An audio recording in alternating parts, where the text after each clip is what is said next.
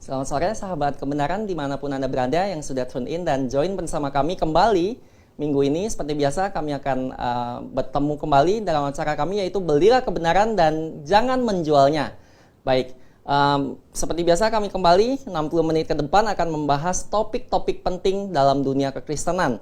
Baik, topik yang kami angkat pada minggu hari ini adalah membangun di atas fondasi iman yang teguh. Nah, tentunya kita sudah kedatangan narasumber kita, yaitu Dr. Stephen Einstein Liao. Selamat sore, Dokter.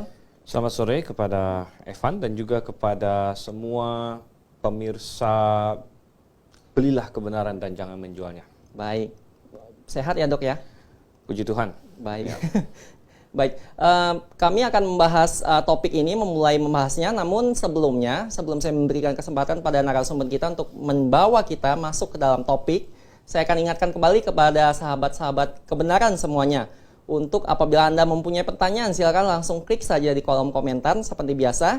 Dan apabila Anda ingin berbicara langsung dengan kami, menghubungi kami, silakan di WA call kami di 0811 9222 313. Saya ulangi di 0811 9222 313. Baik, topik yang kita bahas pada sore hari ini mungkin cukup penting ya, sangat mendasar ya, yaitu fondasi begitu ya. Ya, benar seperti sekali. juga Tuhan Yesus berkata di Matius 7, ya berkata ada dua macam fondasi. Ada yang membangun dari di atas pasir dan ada yang membangun di atas batu.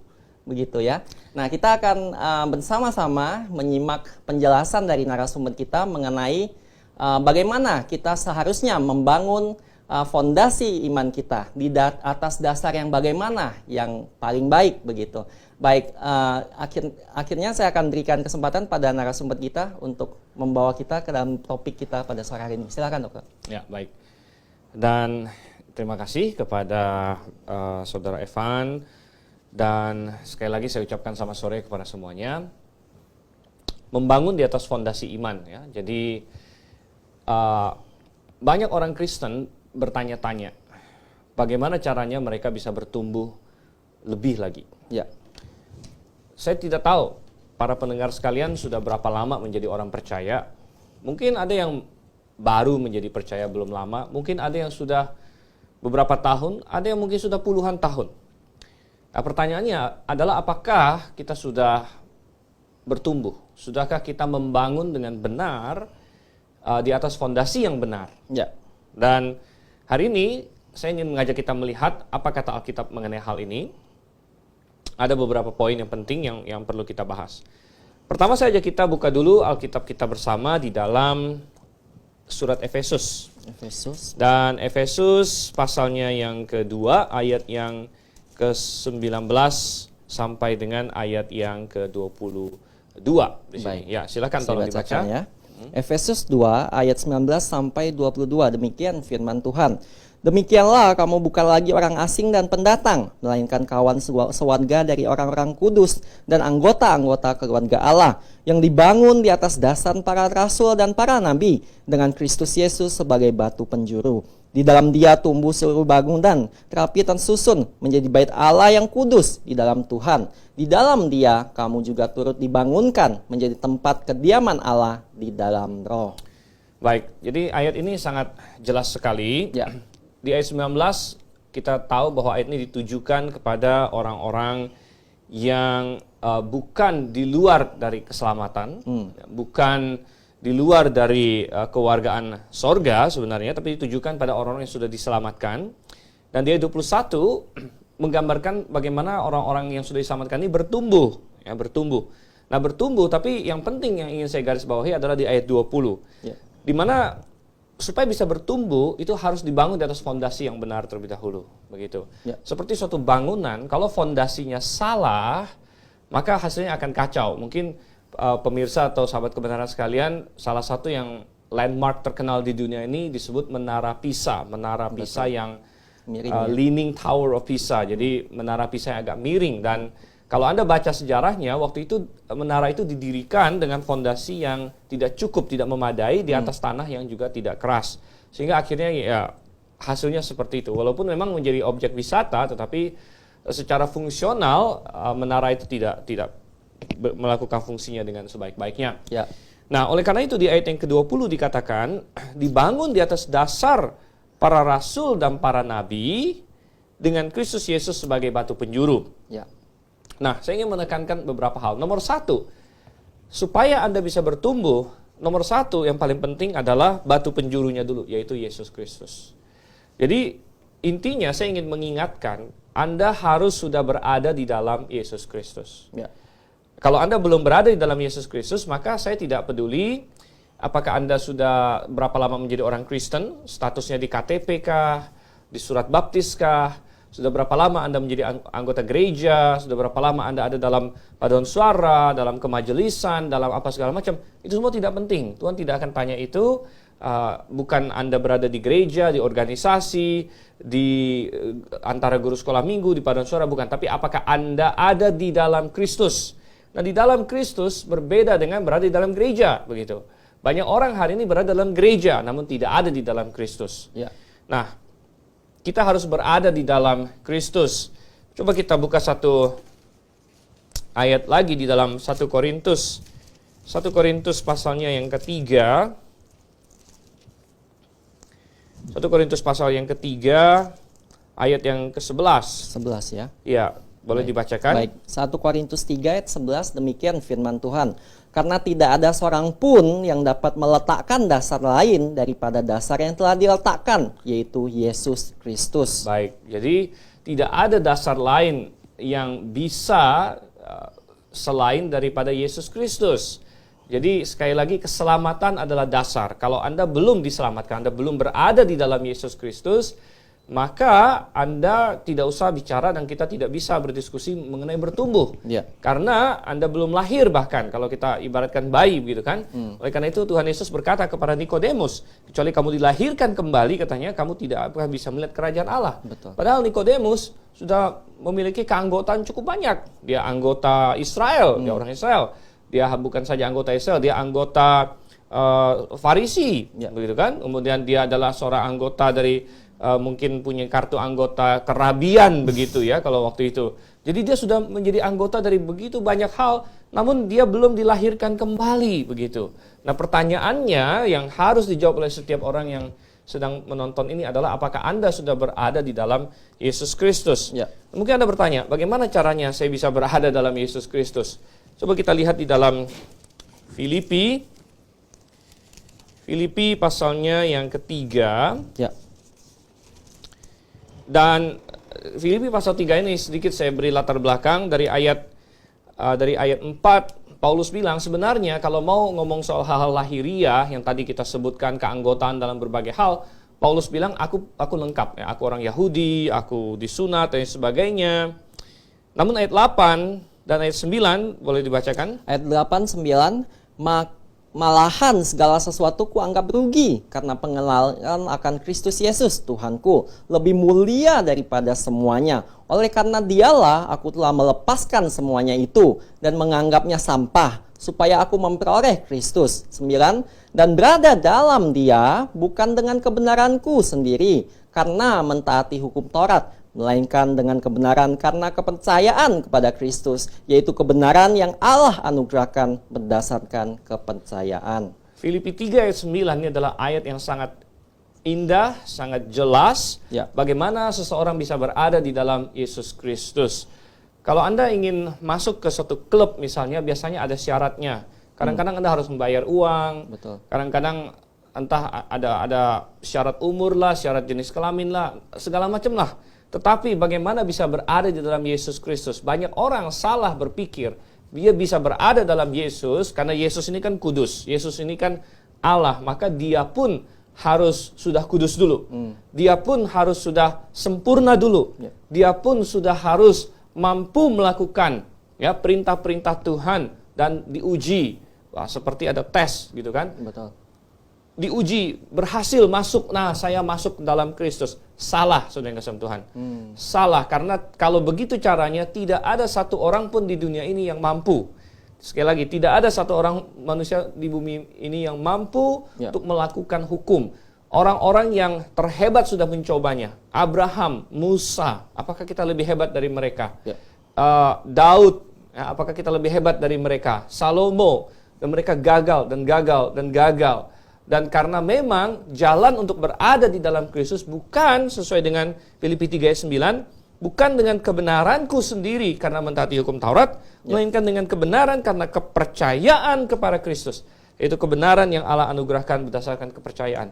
Jadi berada di dalam Yesus adalah masalah kita mengaku diri orang berdosa, dan kita tahu bahwa kita telah gagal, kita tidak benar di hadapan Tuhan, dan kita mengakui itu. Kita bukan berbangga bahwa saya mampu, tidak. Ya. Kita gagal, tetapi kita tahu bahwa dan kita mau menyambut kebenaran yang Allah sediakan di dalam Yesus Kristus melalui kepercayaan. Itu adalah dasar, itu adalah fondasi. Baik. Dan kalau Anda belum yakin akan hal itu pada hari ini, sahabat kebenaran sekalian, kalau Anda memiliki keraguan-raguan, jangan main-main. Jangan tunda-tunda, tetapi pastikan bahwa diri Anda diselamatkan. Berserulah kepada Tuhan, akui diri orang berdosa, bertobat dari dosa-dosa, dan percaya kepada Yesus Kristus. Barulah kita bisa mulai berbicara mengenai membangun. Oke, nah, mari kita kembali ke Efesus 2 yang tadi baru saja kita baca di awal. Tadi kita bilang mulainya adalah Yesus Kristus, diselamatkan. Nah, kalau orang diselamatkan, dia bagaikan bayi yang baru lahir. Makanya harus dibangun. Betul. Nah, ada fondasi lain lagi. Yesus adalah batu penjurunya, tapi perhatikan apa yang dikatakan di Efesus pasal 2 ayat yang ke-20 tadi. Yang tadi sudah dibacakan. Ya. Jadi saya akan langsung saja dikatakan dibangun. Jadi kita ini orang yang sudah percaya dibangun di atas dasar para rasul dan para nabi dengan Kristus Yesus sebagai batu penjuru. Jadi pertama keselamatan Yesus Kristus, namun hal yang kedua yang sangat penting sekali adalah dibangun di atas dasar para rasul dan para nabi. Nah, apa ini maksudnya?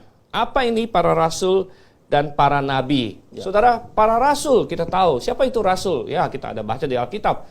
Tuhan Yesus memilih 12 orang rasul waktu dia masih di bumi ini. Kemudian ada lagi yang namanya Rasul Paulus. Para rasul. Tentu para rasul tidak ada lagi hari ini. Mereka sudah mati. Ya, dan dalam Alkitab kita tidak ada membaca jabatan rasul itu diturunkan dan lain sebagainya. Ya. Jadi para rasul dan para nabi, kok mereka sudah tidak ada? Bagaimana caranya kita dibangun? Nah, para rasul dan para nabi ada pada kita dalam bentuk tulisan mereka, yaitu Alkitab. Jadi ini adalah yang paling penting. Alkitab, sudah kasih Tuhan. Ya. Alkitab itu adalah mahakarya dari Roh Kudus. Mahakarya dari Roh Kudus yang menginspirasikan para rasul dan para nabi menuliskan Alkitab, sehingga inilah pengajaran para rasul dan para nabi, dan kita harus dibangun di atasnya. Ya.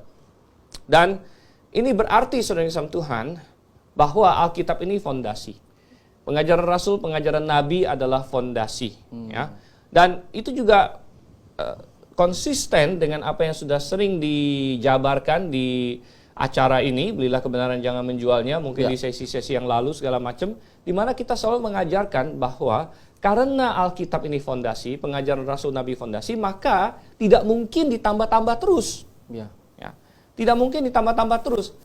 Hari ini ada banyak gereja atau orang yang masih mau punya rasul, gitu. Bahkan ada rasul masa kini katanya, ya, rasul masa kini. Nah, kata rasul itu memang punya arti generik. Rasul generik artinya utusan. Ya.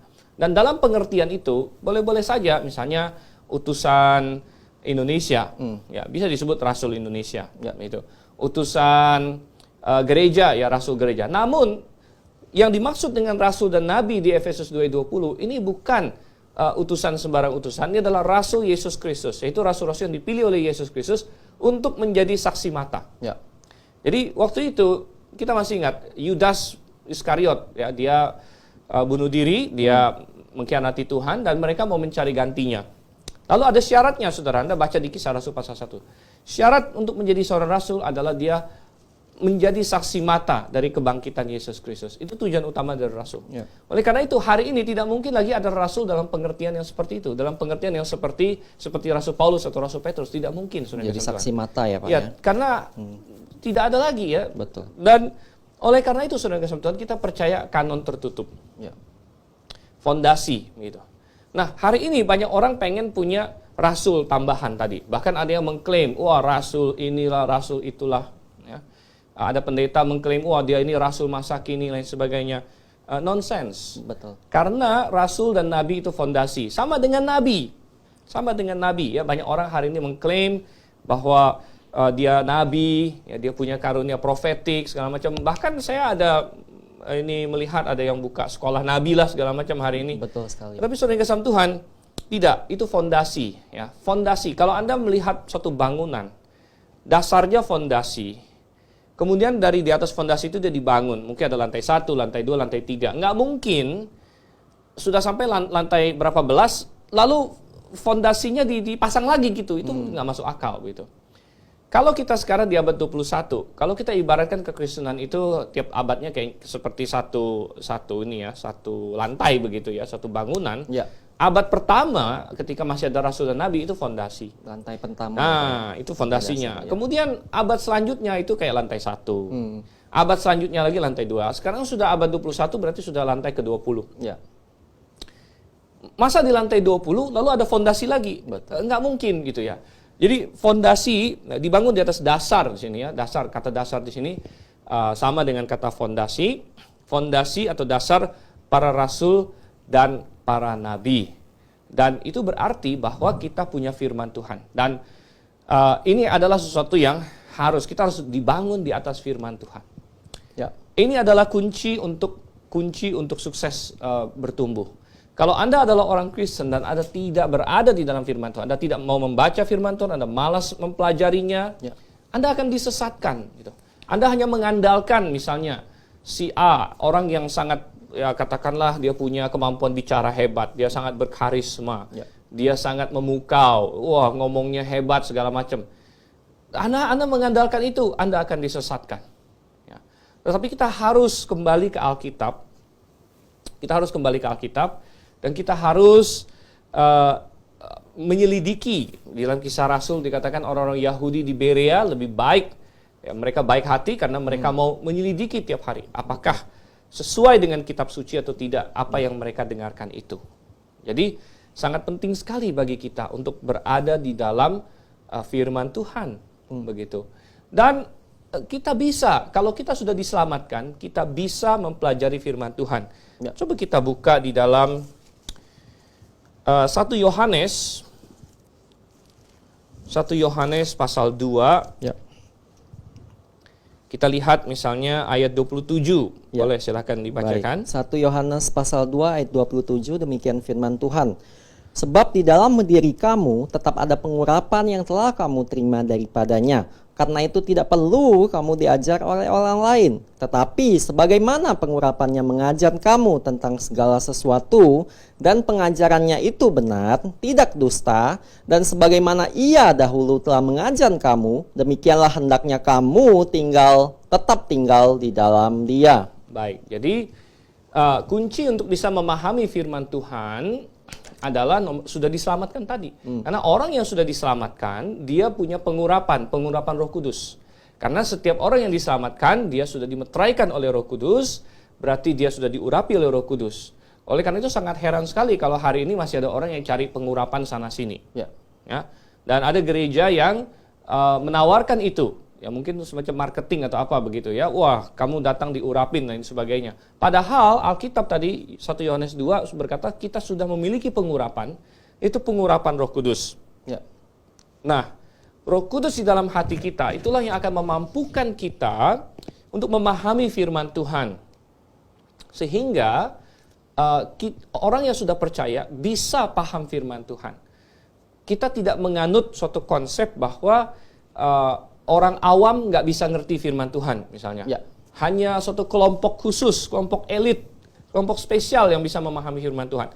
Pandangan seperti ini pernah dianut ya, di abad-abad pertengahan. Pada waktu itu gereja Katolik yang masih berkuasa. Ya. Mereka sempat punya suatu doktrin bahwa orang awam jangan baca Alkitab. Bahkan mereka tidak mau dan melarang Alkitab diterjemahkan ke bahasa vulgar mereka bilang atau bahasa sehari-hari begitu, melainkan tetap harus dalam Latin. Nah waktu itu Latin sudah menjadi bahasa intelektual, bahasa mati ya, dan dipelajari oleh imam-imam pada waktu itu lain sebagainya. Jadi hanya orang-orang yang terpelajar yang masuk ke dalam kepastorian dan lain sebagainya yang bisa membaca bahasa Latin Alkitab. Dan mereka berargumen waktu itu bahwa orang biasa jangan baca Alkitab, nanti kacau katanya. Jahat sekali Ya, Pak ya. tetapi Alkitab mengajarkan berbeda. Ya, Alkitab mengajarkan bahwa orang yang punya Roh Kudus bisa baca Alkitab, bisa memahami Alkitab. Ya.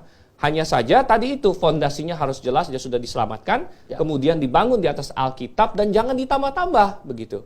Nah, hari ini penyesatannya bukan lagi masalah nggak boleh baca Alkitab, kalau dulu kan dilarang baca Alkitab. Nah, sekarang penyesatannya adalah ditambahin macam-macam. Jadi kalau misalnya ada seseorang dia mau bertumbuh di dalam Kristus, tetapi kemudian dia dikacaukan, dia mulai baca Alkitab, lalu perhatian dia teralih oleh katanya ada nabi ini ngomong ini, katanya ada rasul baru lagi ngomong ini, ya.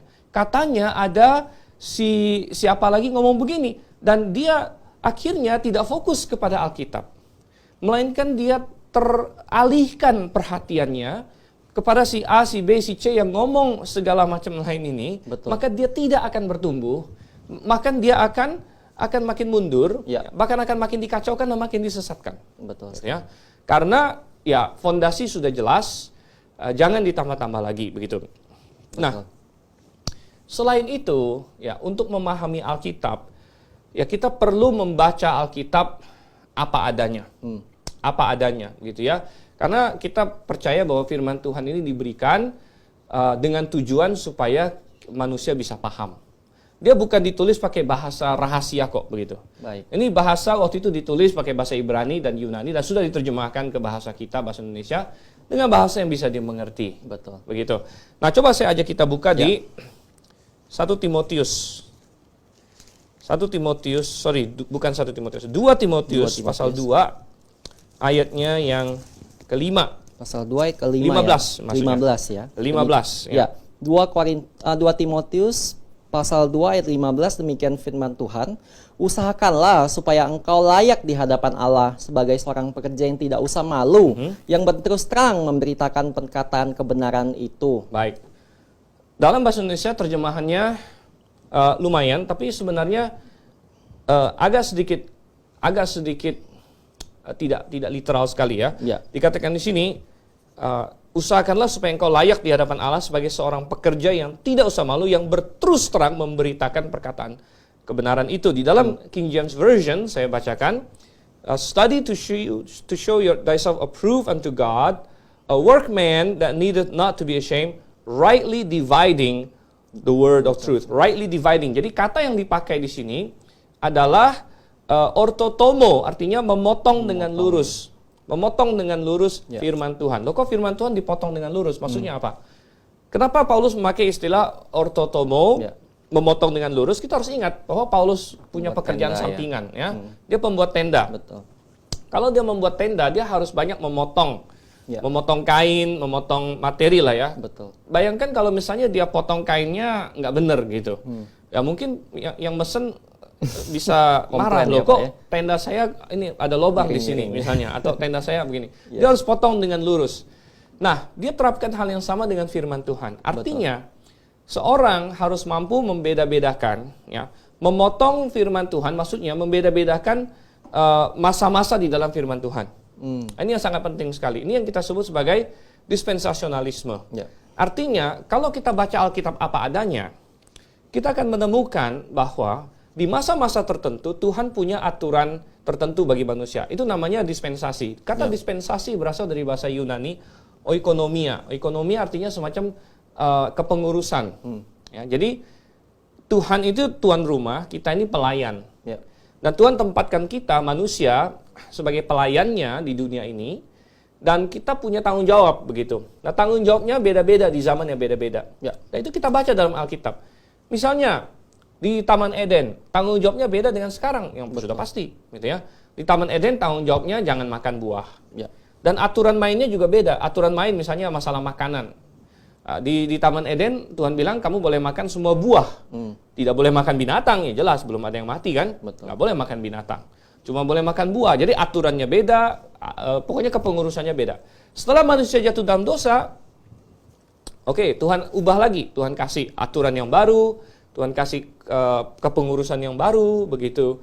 Jadi ada masa-masa tertentu. Nah, ini yang harus dipahami ketika kita belajar firman Tuhan. Dan kalau kita gagal memahami ini, nanti akhirnya jadi kacau-kacau. Misalnya ada orang yang hari ini berkata, kita nggak boleh makan babi loh, ya, karena di kitab Imamat bilang nggak boleh makan babi. Betul. Begitu. Nah, dia gagal untuk tadi itu ortotomo atau memotong atau membeda-bedakan karena firman Tuhan bersifat progresif. Begitu. Atau misalnya dia bilang misalnya dia baca di kitab Keluaran atau kitab Imamat, kita harus cari imam, mana keturunan Harun hari ini kita jadikan imam misalnya. Nah, itu juga gagal untuk memahami karena dia tidak baca seluruh Alkitab. Mestinya dia baca seluruh Alkitab. Kalau dia baca seluruh Alkitab, dia akan temukan bahwa ada masa-masa, ada kepengurusan yang berbeda, ada oikonomia atau dispensasi yang berbeda-beda. Dan oleh karena itu kita harus membagi firman Tuhan, ya zamannya dibagi-bagi, ya. Dan kita hari ini hidup di zaman gereja lokal, kita bilang. Ya. Di zaman gereja lokal ini kita semua orang adalah imam, ya. Kalau di zaman Israel Harun dengan keturunannya adalah imam. Ya, jadi ini semua adalah bagian dari mempelajari firman Tuhan, dibangun di atas dasar iman, gitu ya, dibangun di atas dasar iman yang kokoh begitu. Ya.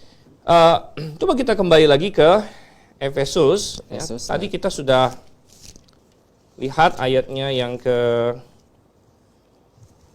20 ya. Sekarang kita lihat Efesus pasal 4 Ya. ayat yang ke-11 sampai ayat yang ke-16. Baik. Ya, boleh tolong dibacakan, Baik. cukup panjang. Baik, saya Efesus bacakan. 4 ayat 11 sampai 16. Ya, demikian firman Tuhan ayat 11 sampai 14 ya. 16 ya. Dan ialah yang memberikan baik rasul-rasul maupun nabi-nabi, baik pemberita-pemberita Injil maupun gembala-gembala dan pengajar-pengajar, untuk memperlengkapi orang-orang kudus bagi pekerjaan pelayanan, bagi pembangunan tubuh Kristus, sampai kita semua telah mencapai kesatuan iman dan pengetahuan yang benar tentang anak Allah, kedewasaan penuh dan tingkat pertumbuhan yang sesuai dengan kepenuhan Kristus. 14, sehingga kita bukan lagi anak-anak yang diombang-ambingkan oleh rupa-rupa angin pengajaran, oleh permainan palsu manusia dalam kelicikan mereka yang menyesatkan, tetapi dengan teguh berpegang kepada kebenaran di dalam kasih, kita bertumbuh di dalam segala hal ke arah Dia, Kristus yang adalah kepala. 16, padanya lah seluruh tubuh yang rapi tersusun dan diikat menjadi satu oleh pelayanan semua bagiannya sesuai dengan keadaan pekerjaan tiap-tiap anggota, menerima pertumbuhannya dan membangun dirinya dalam kasih. Iya. Baik. Jadi perhatikan di sini Ya. bahwa untuk bisa bertumbuh, ya, dikatakan di sini kan ada pembangunan tubuh Kristus, kemudian tingkat kedewasaan yang penuh. Jadi ini berbicara mengenai bertumbuh. Ya, Tuhan bukan hanya memberikan kepada kita Alkitab. Ya, Alkitab itu kan rasul dan nabi, pengajaran rasul dan nabi, itu yang di ayat 11. Ya. Ialah yang memberikan baik rasul-rasul maupun nabi-nabi. Oke, rasul dan nabi sudah ada dalam bentuk Alkitab, hari ini sudah tidak ada. Namun berikutnya ditambahkan, selain itu ada pemberita-pemberita Injil, gembala-gembala, dan pengajar-pengajar. Ya. Nah, ini dalam konteks apa? Dalam konteks tubuh Kristus di 12. Ya, untuk memperlengkapi orang-orang kudus bagi pekerjaan pelayanan bagi pembangunan tubuh Kristus. Apa itu tubuh Kristus? Tubuh Kristus itu sudah dijelaskan di dalam pasal 1 ayat yang ke-23 dari Efesus, Ya. jemaat yang adalah tubuhnya. Jadi konteksnya adalah jemaat. Nah, ini mengantar kita kepada suatu poin. Tadi kita bicara mengenai dibangun di atas fondasi. Pertama, sudah harus diselamatkan. Betul. Kedua, setelah diselamatkan, Anda harus bertumbuh di dalam Alkitab. Ya. Baca Alkitab tiap hari, baca Alkitab dengan benar, minta diterangi oleh Roh Kudus, Ya. ya, dengan menerima apa adanya dan memperhatikan ya sistemnya. Dan yang ketiga, yang sangat penting adalah berada di dalam jemaat yang benar, saudara-saudara. Berada di dalam jemaat yang benar. Ya. Karena Tuhan sengaja memberikan ya, pemberian-pemberian, ya, yaitu apa? Pemberita Injil, gembala, dan pengajar untuk pembangunan tubuh Kristus. Oleh karena itu, seorang Kristen, dia selain membaca Alkitab, itu adalah tanggung jawab pribadi. Namun Tuhan memberikan juga suatu tool atau apa ya, sumber daya kolektif, yaitu berupa tubuhnya, yaitu jemaat. Ya. Dan ini berbicara mengenai jemaat lokal. Di dalam jemaat lokal ada gembala, ada penginjil yang bisa mengajar dan katanya membuat kita tidak seperti anak-anak yang diombang-ambingkan oleh rupa-rupa angin pengajaran. Betul. Karena di dalam dunia sekarang ini begitu banyak rupa-rupa angin pengajaran. Ya. Segala jenis Anda akan temukan. Gitu. Oleh karena itu sangat penting untuk mencari gereja yang benar dan untuk bertumbuh di dalam gereja yang benar. Ya. Di mana di situ ada gembala-gembala yang telah Tuhan panggil untuk menjadi gembala. Ya. Dan tidak semua orang Tuhan panggil menjadi gembala. Orang-orang yang Tuhan panggil menjadi gembala, Tuhan akan mempersiapkan dan memperlengkapi mereka untuk memberi makan secara rohani kepada domba-dombanya. Gitu. Nah mungkin Anda berkata, ya ini kan sekarang lagi situasi COVID-19, sedang pandemi. Wah, ke gereja aja susah. Gimana mau cari gereja misalnya gitu kan? Betul sekali, Pak. Mungkin ada yang bertanya demikian. Ya. Tetapi saya ingin menegaskan, justru di masa pandemi COVID-19 ini, semakin terlihat pentingnya jemaat yang alkitabiah. Semakin terlihat. Mengapa? Kebanyakan gereja sekarang beralih online ya. Online. Dan tentu ini adalah sesuatu yang sementara. Betul. Artinya tidak mungkin gereja begitu terus. Ya, Betul. dulu sempat ada wacana orang yang bertanya, apa jadinya kalau gereja akhirnya ya online aja terus seterusnya gitu.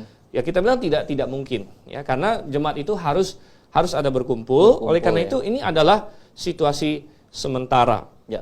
Tetapi dalam situasi yang sementara ini kebaktian online ya.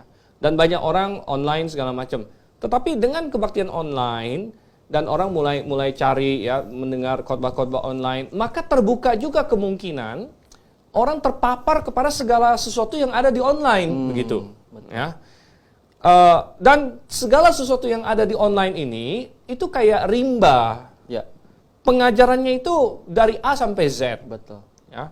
Dari yang kacau sekacau-kacaunya sampai yang agak-agak kacau sampai yang bagus dan sebagainya. Ya. Ada begitu banyak. Betul sekali. Dan justru potensinya bagi orang Kristen yang tidak punya jangkar dan tidak punya kematangan iman, dia akan terombang-ambing. Ya. Karena apa? Dia nonton YouTube, klik misalnya. Kan sekarang kan orang paling jago bikin judul-judul yang clickbait atau ini ya, yang menarik lah pokoknya. Wah, ini. Lalu dia dengarkan khotbahnya si ini, pengajarannya si ini. Dia klik lagi ya, YouTube, dia ada link-linknya terus kan. Betul. Habis selesai yang ini, direkomen yang ini, direkomen yang ini.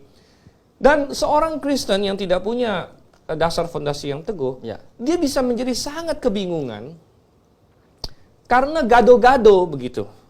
Semua yang dia konsumsi, khotbahnya si ini, pengajarannya si ini, segala macam, dia pusing sendiri akhirnya. Yang mana yang benar, kadang-kadang bertentangan satu dengan yang lain. Ya. Ada yang bilang begini, ada yang bilang begitu. Nah, disinilah letaknya pentingnya gereja yang alkitabiah. Kalau Anda sudah menjadi bagian dari gereja yang alkitabiah, ikutilah pengajaran gereja Anda begitu. Di limit, bukan berarti tidak boleh sama sekali. Betul. Tapi dibatasinlah ya, mengkonsumsi yang lain-lain, terutama yang mengacaukan begitu. Atau dikonfirmasi kepada penginjil atau gembala di dalam gereja yang alkitabiah tersebut. Ya. Dengan demikian Anda tetap memiliki pertumbuhan. Anda tidak akan seperti ilalang yang ditiupkan angin yang kemari, diombang-ambingkan. Ya. Begitu. Betul. Nah, itu pentingnya suatu gereja yang alkitabiah. Nah, mungkin Anda bertanya, oke, kita sudah bicara begitu panjang lebar, dibangun, bertumbuh di dalam Kristus. Fungsinya apa sih? Gitu kan? Ya. Fungsinya apa? Nah, coba kita buka kembali ke 1 Korintus 3 yang tadi sudah sempat kita baca satu ayatnya, yaitu ayat 11. Ya. Tapi kita lanjutkan sekarang ayat 12 sampai dengan ayatnya yang ke-15. Baik, 1 Korintus 3 ayat 12 sampai 15 demikian firman Tuhan. Entahkah orang membangun di atas dasar ini dengan emas, perak, batu permata, kayu, rumput kering atau jerami. Sekali kelak pekerjaan masing-masing orang akan nampak. karena hari Tuhan akan menyatakannya, sebab ia akan nampak dengan api, dan bagaimana pekerjaan masing-masing orang akan diuji oleh api itu. Jika pekerjaan yang dibangun seseorang tahan uji, ia akan mendapat upah. Jika pekerjaannya terbakar, ia akan menderita kerugian, tetapi ia sendiri akan diselamatkan, tetapi seperti dari dalam api. Baik, mengapakah kita perlu membangun di atas dasar fondasi? Karena suatu hari kelak, pekerjaan kita akan nampak di dalam tahta pengadilan Kristus. Ini perikop ini bicara mengenai tahta pengadilan Kristus. Nah, kabar baiknya adalah tahta pengadilan Kristus ini ditujukan bagi orang yang sudah diselamatkan. Ya. Sehingga tadi kita baca di ayat ke-15, seburuk-buruknya orang itu tetap diselamatkan. Ya. Kalaupun pekerjaannya terbakar, dia akan menderita kerugian, namun ia diselamatkan. Karena ini adalah tahta pengadilan Kristus khusus untuk orang-orang yang sudah berada dalam Kristus, sudah punya fondasi Yesus Kristus. Namun yang mau Tuhan uji di sini, yang mau Tuhan adili di sini adalah kamu membangun apa di atasnya. Ya, apa yang kamu bangun di atasnya? Kamu sudah diselamatkan. Ada orang yang diselamatkan di akhir-akhir hidupnya. Oke, Tuhan tidak akan tuntut terlalu banyak. Misalnya penjahat di samping Tuhan Yesus. Betul. Udah mau mati, akhirnya kita lihat dia beriman pada Yesus. Dia tidak punya banyak kesempatan melakukan apa-apa. Betul. Tapi bagaimana dengan kita? Tadi saya bertanya, berapa lama kita sudah diselamatkan? Berapa lama kita sudah berada dalam Yesus Kristus? Kalau Anda belum yakin, jangan main-main sekali lagi. Pastikan Anda berada dalam Yesus Kristus. Tapi kalau Anda sudah berada dalam Yesus Kristus, Anda sudah diselamatkan, sudah lahir baru, Anda sudah membangun apa? Di atas dasar yang kokoh itu. Ya, dan katanya pekerjaan kita ini diibaratkan emas, perak, batu permata, atau kayu, rumput kering, dan jerami, dan nanti akan diuji dengan api. Betul. Dan yang tahan api akan lolos. Banyak orang bertanya pada saya, api ini apa begitu ya? Alkitab berkata bahwa firman Tuhan itu seperti api. Betul. Jadi saya yakin bahwa pekerjaan kita akan diuji dengan firman Tuhan. Maksudnya cocok nggak? Cocok nggak kehidupan kita, pelayanan kita, perbuatan kita dengan firman Tuhan? Cocok atau tidak begitu? Kalau misalnya kita bilang, oh saya mau bekerja untuk Tuhan, saya mau melakukan ini, A, B, C, D. Tapi sebenarnya kita melanggar firman Tuhan. Maka, ya itu seperti rumput yang akan terbakar. Kita berpikir bahwa kita sudah aktif untuk Tuhan. Tapi ternyata kita melanggar firman Tuhan. Ternyata kita tidak berada dalam kebenaran. Wah, sayang, pekerjaan kita akan terbakar. Ya, jadi, pastikan Anda berada dalam Yesus Kristus, itu fondasinya. Kemudian Anda membangun di atas dasar fondasi Alkitab. Kemudian Anda berada dalam gereja yang benar. Itu semua akan memastikan Anda membangun dengan baik, dan suatu hari nanti pekerjaan Anda akan tahan uji. Baik. Oke, jadi sekian dari saya. Kita akan masuk ke dalam mungkin tanya jawab nanti. Baik. Begitu ya. Jadi saya serahkan dulu kepada moderator kita. Baik. Terima kasih narasumber kita, yaitu Dr. Stephen Ensendiao, sudah menjelaskan panjang lebar mengenai fondasi iman Kristen yang benar, yang dapat kita berteguh, berdiri di atasnya. Baik, sudah banyak pertanyaan yang masuk, tapi sebelumnya kita akan masuk sesi iklan dulu ya. Jangan kemana-mana, kita akan kembali setelah pesan-pesan berikut ini.